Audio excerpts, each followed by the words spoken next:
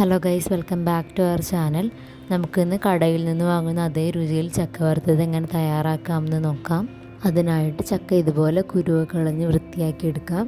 ചക്ക കുരുവൊക്കെ കളഞ്ഞെടുത്തതിന് ശേഷം ഇതുപോലെ നീളത്തിൽ ചെറുതായിട്ട് അരിഞ്ഞെടുക്കാം.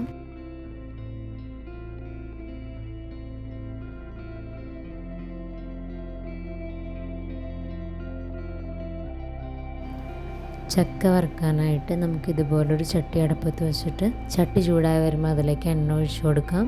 എണ്ണ പാകത്തിന് ചൂടായോ എന്നറിയാനായിട്ട് ഒരു കഷ്ണം ചക്ക ഇട്ട് കൊടുക്കാം. എണ്ണ ഇതുപോലെ പതഞ്ഞ് വരണുണ്ടെങ്കിൽ ബാക്കി ചക്കയും കൂടി ഇട്ട് നമുക്ക് വറുത്തെടുക്കാം.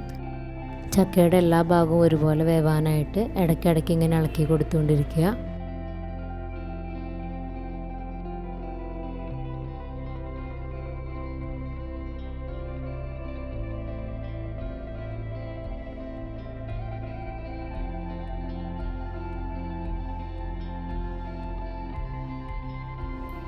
ചക്ക ഈ ഒരു പരിവാകുമ്പോഴേക്കും നമുക്കിതിലേക്ക് ഉപ്പുവെള്ളം ചേർത്ത് കൊടുക്കാം.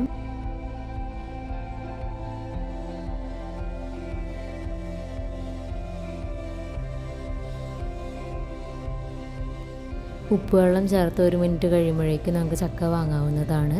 രണ്ടാമത്തെ പ്രാവശ്യം ചക്ക വറുക്കുന്ന സമയത്ത് ആദ്യം ചേർത്ത അത്ര ഉപ്പ് ചേർക്കേണ്ട ആവശ്യമില്ല.